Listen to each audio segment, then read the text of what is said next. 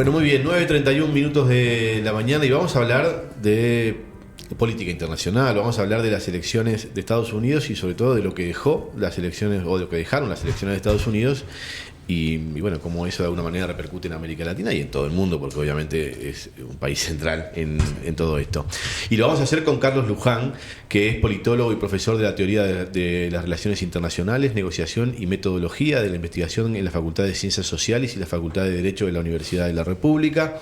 Además es investigador del área de política internacional del Instituto de Ciencia Política de la UDELAR y docente e investigador del Centro de Formación para la Integración Regional. Es consultor del Programa de Naciones Unidas para el Desarrollo y especialista en temas de política internacional y política exterior de el Uruguay. Muy buenos días y bueno, muchas gracias por haber podido venir aquí esta mañana. Buenos días.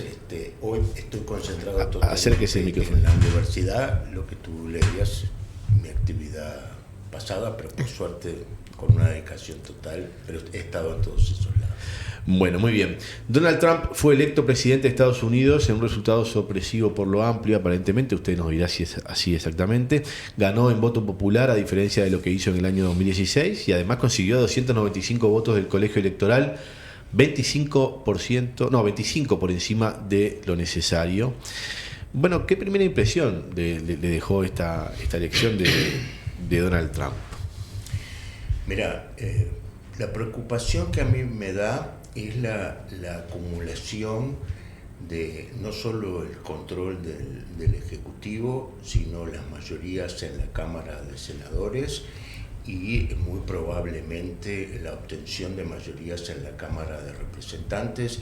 Tiene 8 representantes hoy más que los demócratas, con 19 bancas para ser asignadas, si bien alguna parte importante son de California, que presumiblemente serán demócratas. Es muy probable que tenga la mayoría también en la Cámara de Representantes. Hoy tiene 6 de los 9 miembros de la Suprema Corte de Justicia de Estados Unidos y probablemente en este periodo designe 1 y quizás 2. Entonces podrá llegar a tener 7 u 8. Entonces ahí tenemos una concentración de poder, de mecanismos que uno dice, bueno, los famosos contrapesos en Estados Unidos no sé en qué medida terminarán funcionando. Y eso hace a que pueda tener una libertad en materia de política internacional, que es a lo que yo me dedico el análisis, como no tuvieron quizás otros presidentes estadounidenses. ¿Sí? Entre otras cosas porque la Suprema Corte de Justicia ya ha planteado la inmunidad para los actos que haga como presidente, ¿no? Ajá. Bueno, y eso, por ejemplo, primero, ¿es más amplio de lo que se esperaba? Efectivamente, esto de alguna manera llama la atención respecto a lo que sucede en lo profundo de la sociedad estadounidense. ¿Cómo lo viste eso? Mira, yo creo que en el análisis, yo no soy experto en temas electorales, pero en el análisis muchas veces hay una confusión entre los deseos y las realidades. Entonces, en la medida de que, no por simpatías hacia Kamala Harris o hacia los demócratas, sino muchas veces por el temor, entre otras cosas en materia internacional que podría generar Trump, pero también en materia interna, ahondando el abismo que separa la sociedad norteamericana, había una idea de que las elecciones eran más parejas de lo que pensaba. Pero voy a referirme nada más a un detalle que es la desmovilización, si se quiere, de la comunidad musulmana en Estados Unidos, que obviamente no, y su entorno, no votó por Trump, pero los hechos muestran de que probablemente buena parte no fueron a votar por Kamala Harris, enojados con la política internacional. Después podemos sumar los cortes en términos educativos, lo urbano, lo rural, todo lo que sabemos, pero simplemente lo que quería decir es que también lo internacional ha estado presente. Me parece que también por ausencia es bueno resaltar que no hubo en este momento, por ejemplo, un planteamiento de que había una injerencia rusa en las elecciones, que como no se dijo, capaz que no se nombra, pero eso ya estuvo fuera de la discusión. Pero creo que todo el tema que uno puede creer o no en Trump, durante mi presidencia no hubo guerra, voy a solucionar los conflictos en Ucrania, conversaremos un poquito de eso, o solucionar los problemas en Medio Oriente. Supongo que en una postura aislacionista como la que él defiende, que después veremos cuán aislacionista es, pero en términos de discurso de campaña estaba presente, también puede haber llevado a mucha gente o a votarlo o a generar una indecisión con un partido demócrata que tiene una vocación de mayor intervención a nivel internacional. Para algunos muy buena, para otros obviamente muy preocupante.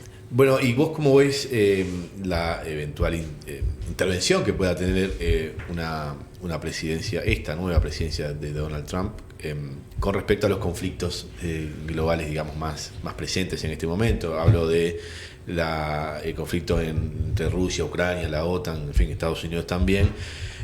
Hablo también del conflicto que hay en Israel y Palestina, en fin, allí en Medio Oriente. Bien, yo empezaría planteando de que Trump va a volver el eje de la confrontación a el Indo-Pacífico, ¿sí? Donde su principal preocupación, lo que han definido como el competidor estratégico, es China. Con lo cual tenemos dos situaciones conflictivas latentes allí.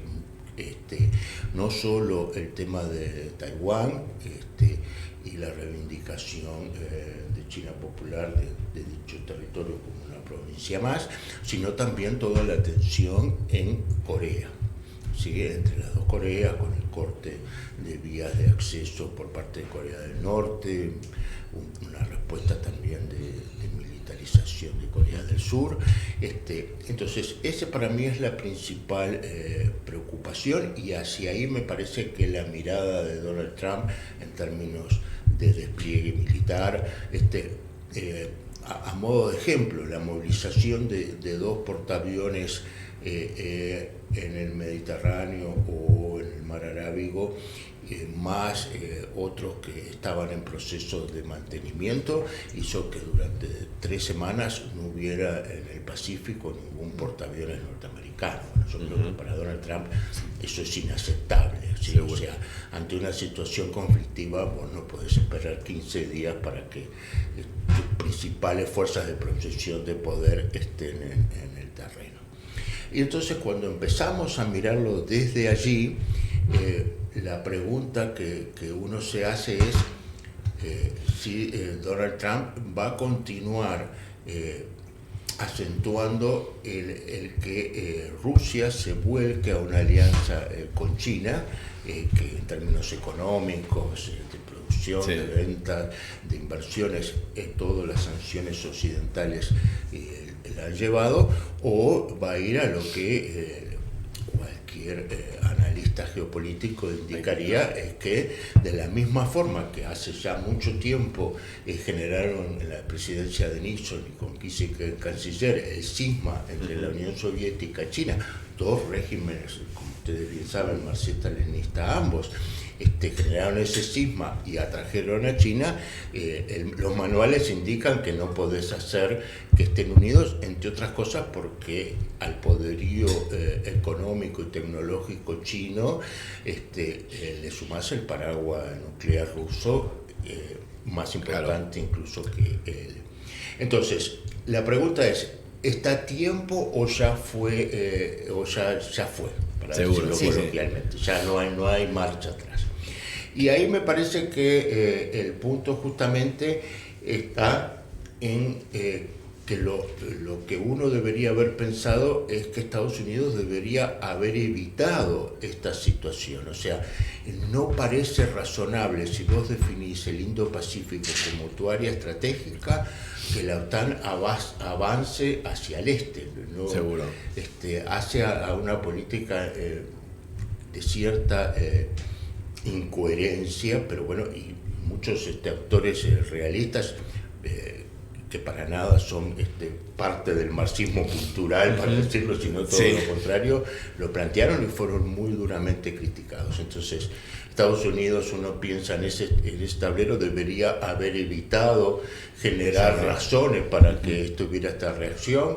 Luego, dada esta reacción, recuerdan ustedes allá por marzo, abril, de ocurrida de comenzar la invasión rusa, hubo tratativas donde el ex primer ministro israelí Bennett estuvo incluido, el mundo anglosajón en la figura del primer ministro inglés, británico Johnson, lo impidió. Entonces también nuevamente una cosa que no se entiende es que yo podía haber terminado razonablemente, y ahora estás en un proceso que va a ser difícil. ¿Por qué digo que es difícil? Porque aquí vamos a un tema económico, ¿sí? Obviamente tenemos toda la discusión sobre la determinación económica en última instancia de estas cosas, pero lo que no es claro que la economía pesa y mucho, porque a veces me parece que, quiero marcarlo y seguramente ustedes coincidirán conmigo, se hacen análisis de la política internacional muy desde la política y de la superestructura y que todo lo determina, y se ve poco. ¿A qué voy con esto económico? Que todos estos años de guerra en Europa y ahora ya más de un año en Medio Oriente han alimentado una demanda y una puesta en marcha de todo el complejo que yo hoy llamo tecnológico, industrial, militar, muy fuerte. Entonces vos tenés hoy decenas, cientos de miles de millones de dólares en curso. Entonces, Trump puede decidir no apoyar a Ucrania, como lo acaba de hacer muchos meses la administración Biden con $60.000 millones. Suponete, corta los gastos, cumple sus promesas de campaña. Ahora, eso no significa que va a dejar de venderle a Ucrania. El asunto es quién paga la cuenta, y eso hace que la cuenta la tengan que pagar los europeos. Que ahí una nueva cuenta. La cuenta de los gastos. Lo que a su vez genera una crisis mayor, yo creo que también en términos sociales, porque cuando vos gastás, aumentás tus presupuestos, como lo decía Trump, a más del 2%, en algunos casos como el de Polonia, 3,5%, 4%, los países del Báltico, son políticas que no colocás en políticas sociales, el estado de bienestar se resiente, o la economía se resiente. Entonces, esto afecta a Europa, y por lo tanto al afectarla le quita autonomía a Europa y hace que Europa tenga muchos menos márgenes de maniobra. Entonces es como una incoherencia, me parece, o una paradoja, para no decir incoherencia, el querer tener mayor autonomía a Europa y creer que sus gastos militares le dan autonomía, cuando en realidad no tenés una capacidad industrial propia. Para sostener. O sea, en esto no estoy haciendo juicio de valores sobre si está bien o está mal producir las armas y enviarlas y los muertos que hay, pero ya que las vas a hacer, por lo menos desarrollar tu industria nacional. Seguro. A lo que voy es, Alemania prefiere comprar los F-35 americanos que los Rafale franceses. Seguro. Bueno, si vos querés liderar o coliderar con Francia, parecería... Claro, sí. Habría que haber un acuerdo económico dentro de Europa, por lo menos. O desarrollar otros, o Italia según a Gran Bretaña para desarrollar el TEMPES junto con los japoneses. O sea, hay una dispersión. A lo que voy entonces, para no perderme, es que hoy, desarrollado todo este proceso, se ha generado ganancias muy importantes, o sea, las acciones de las empresas militares en el mundo entero. Ayer estaba repasando los datos, las 5 principales empresas de producción militar en Estados Unidos han subido sus acciones y sus ganancias en niveles obscenos, diría yo, pero capaz que para otros simplemente muy buenos si tienen las acciones. Entonces ahí también hay una tendencia contraria. Entonces yo no sé si Donald Trump, ¿a qué venía? Si Donald Trump no va a hacer un esfuerzo de paz, pero mi pregunta es, ¿lo va a solucionar, como dicen, 24 o 48 horas? ¿O en realidad podrá hacer un esfuerzo, dirá, esto no se logró, la carga es de los europeos y el negocio es americano? Son, me parece, las dos alternativas.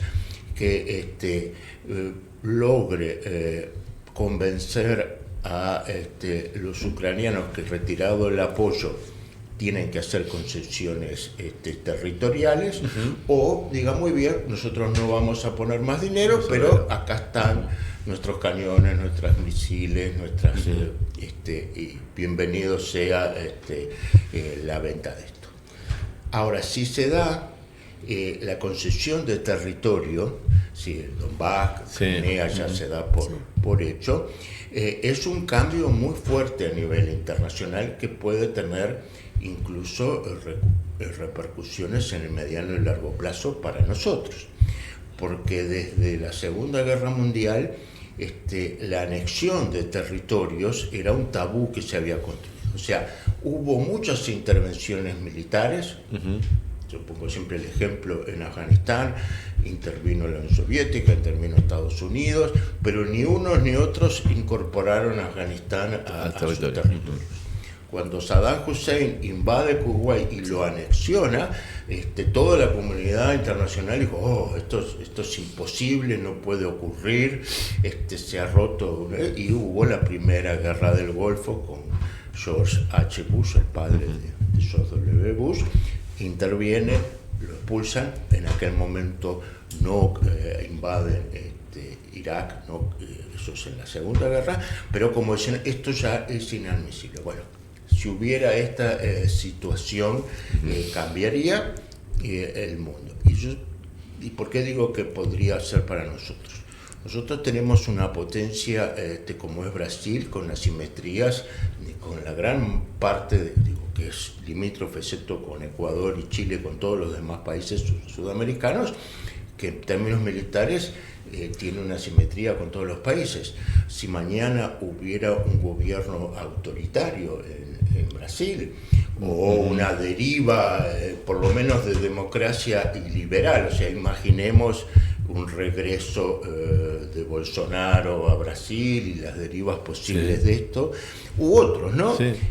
La tentación de decir, bueno, yo resuelvo mis conflictos limítrofes, sea con Bolivia por petróleo, por energía eléctrica con Paraguay, o por territorio en Uruguay. ¿Quién podrá salvarnos? Como decía el Chapulín Colorado, ¿no? Entonces me parece que eso cambia el paradigma. Carlos, analizaba recién todo lo vinculado a Ucrania, Rusia, la OTAN y el papel de Estados Unidos. ¿Cómo crees que puede desenvolverse el papel de Estados Unidos, encabezado por Trump, en función del conflicto en Medio Oriente, particularmente con lo que es la Franja de Gaza, pero también lo que está pasando en Líbano, en Siria? ¿Cómo ves ese escenario, teniendo en cuenta que Israel es un gran aliado de Estados Unidos?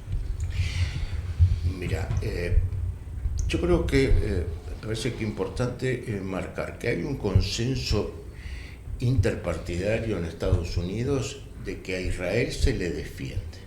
¿Sí? O sea, lo vimos frente a el momento que hubo una respuesta. Ustedes recuerdan, Israel mata en la capital de Siria, en Damasco, a un líder iraní. Después hay una respuesta iraní a esto, e interviene no solo las defensas, no solo el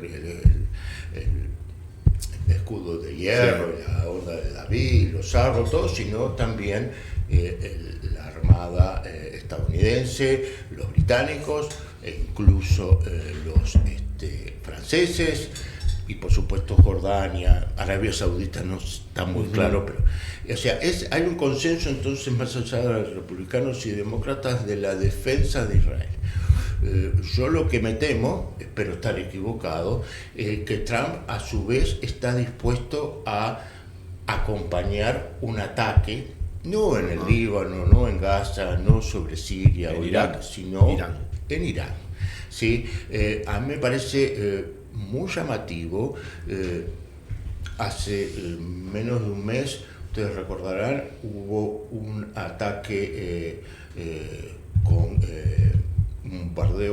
bombarderos B-2 americanos estratégicos sobre el Yemen, sobre los hutis, y que vos decías, esto militarmente no se entiende, no es necesario teniendo los barcos, los misiles, que usen un bombardero estratégico, bueno, uno puede sospechar que aquello era un ensayo de la utilización de estos bombarderos con las bombas GBU-57 de 30.000 libras, 13.000 y pico de kilos, que los israelíes no tienen y no tienen la capacidad en sus aviones de llevarla, necesitan bombarderos OB-52.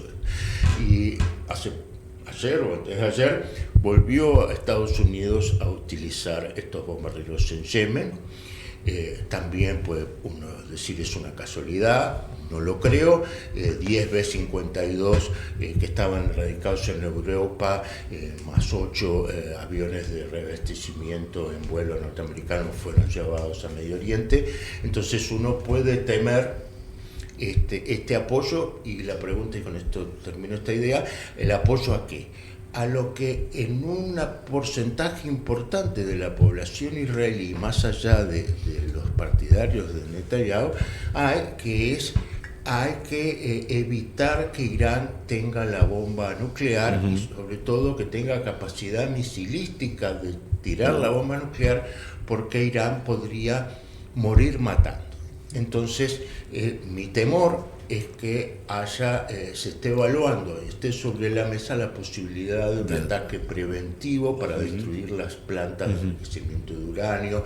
Vimos en el último ataque israelí la destrucción de las fábricas de misiles, porque, insisto, no es solo tener la bomba, sino poder colocarla. Entonces, mi preocupación vaya en que Estados Unidos con Trump pase a apoyar un tema ofensivo, lo cual escala la guerra y nos impacta económica, medioambientales, humanamente, a todos. En un escenario de tanto conflicto, ¿no? América Latina, América del Sur, ¿puede llegar a ser objeto de deseo de Estados Unidos? Bueno, yo empezaría por un paso anterior. Yo creo que en un escenario de tanto conflicto, América Latina puede verse muy afectada.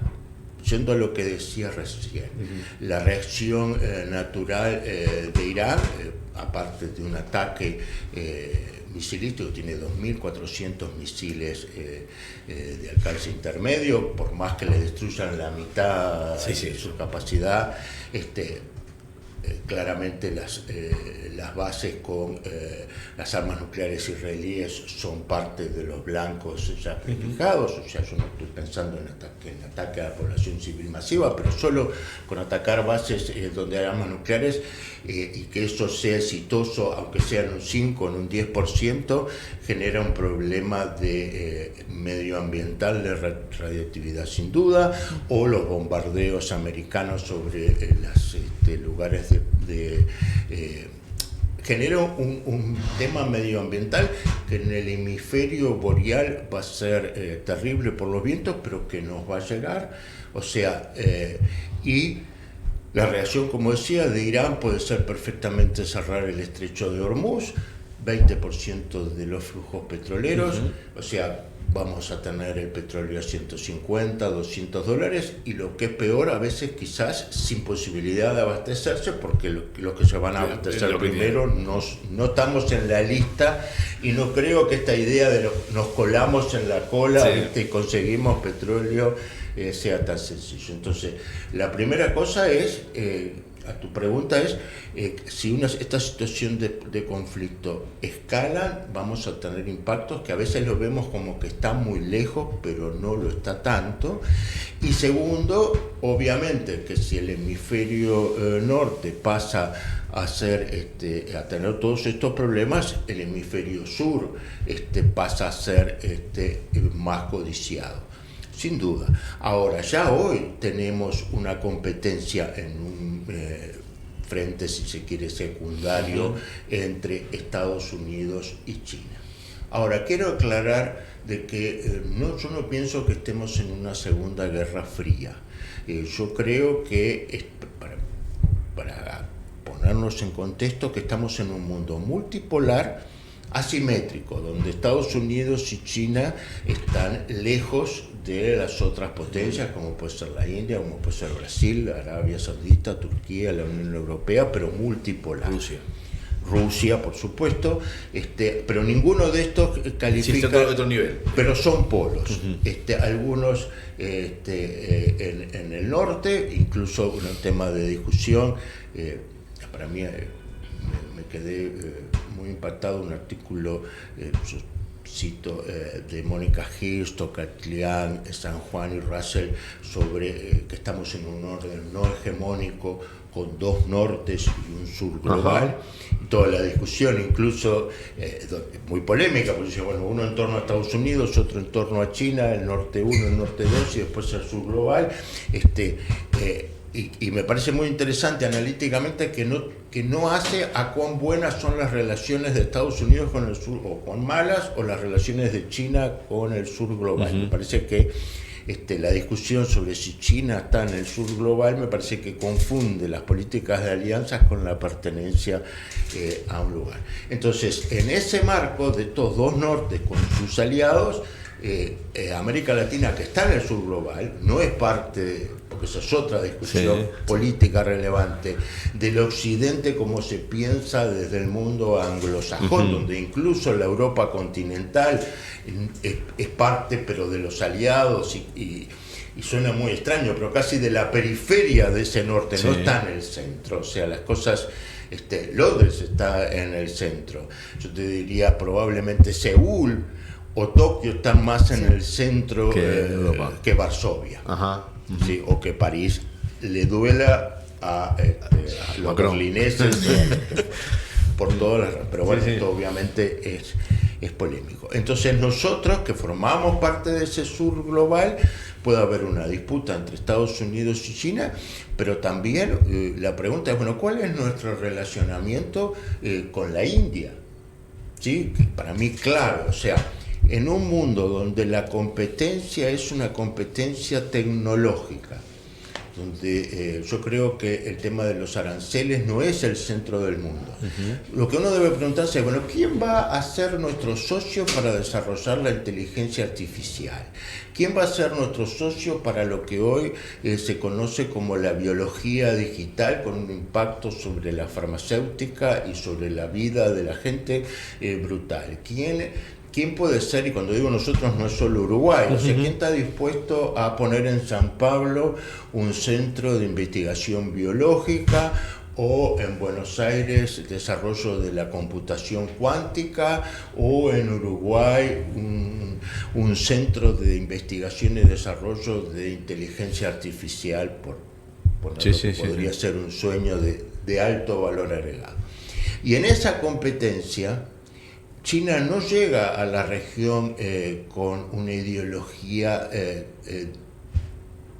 contrapuesta al capitalismo como fue la Unión Soviética, que algunos generaba amor y odio, sino que en definitiva lo que llega es diciendo, a mí no me importa qué es lo que ustedes hacen, qué es lo que pasa, acá hablemos de inversiones, hablemos de comercio, hablemos de asociaciones estratégicas, hablemos de poder brindarle a China las cosas que China necesita, y que en la región está el poder decirle, capaz que podemos hacer algo más que brindarte materias primas, capaz que podemos participar en desarrollos tecnológicos. Y eso trae un lío con Estados Unidos, porque, por ejemplo, si nos asociamos con Huawei, alguien puede decir, nuestra Telefónica tiene que asociarse con Huawei y estar en la punta de tecnológica. Eso te va a traer, eso vas a cruzar una línea roja que Estados Unidos te va a marcar. Ahora, Estados Unidos tiene mucho más garrote que zanahorias, ese es el problema. Sí, pensando en que tenemos el cable interoceánico con Google que nos conecta con Estados Unidos, o sea, estamos conectados con una parte del mundo y no con otra. Sí, perdona, Carlos, abonando, digamos, esto que estás diciendo tú, hace muy poco tiempo atrás, creo que no sé qué número de visita fue la de Laura Richardson del Comando Sur de Estados Unidos, 2 meses atrás quizás, con los ministros de Defensa de América Latina, ya no solo hablando de el litio directamente, sino que de alguna manera el discurso era viabilizar inversiones, que Estados Unidos creo que está en menos condiciones que hacer que China hoy en América Latina, pero para impedir el ingreso de China, supongo yo que tratando de evitar todo eso que estás diciendo tú. Claro, pero la pregunta es, no hagan negocios con China. ¿Y qué me das? Bueno, entonces, si solo te sanciono, eso obviamente genera un límite. Uruguay, por su porte, va a decir, bueno, qué bueno sería, como decía hace un rato, capaz de estar en la punta tecnológica y asociarnos con Huawei. Digo, estamos en el top, porque Samsung no viene, Apple no viene, por supuesto que si vinieran sería fantástico. Pero claro, cruzar la línea roja, recibir las sanciones, pero decir, bueno, fantástico, poneme Apple, poneme Samsung, poneme, digo, entonces eso tiene un tema de corto plazo. Ahí hay creo que una discusión sobre la región. Yo pienso, pero esto será una hipótesis que habrá que corroborar, que en Latinoamérica a Estados Unidos le interesa México, por razones de migración, por temas de droga, lo que fuera, le interesa Brasil, y la administración Trump, la pregunta es, ¿va a ir más allá? Puede ser que Colombia, pero veremos. Y creo que las expectativas argentinas del gobierno de Milei no tienen un fundamento objetivo. Seguro. O sea, volviendo a la vieja terminología, están dadas las condiciones subjetivas, pero no las objetivas. Uno siempre es bueno volver a ciertas cosas, ¿no? Entonces me parece que Milei cree, capaz que me equivoco. Ahora, también es cierto que Milei está dispuesto a dar gestos con respecto al mundo anglosajón muy fuerte. O sea, perfectamente podríamos ver en esta presidencia, en términos de materia internacional, que sería un giro de la política exterior, un acuerdo con Gran Bretaña por el tema de Malvinas Falkland.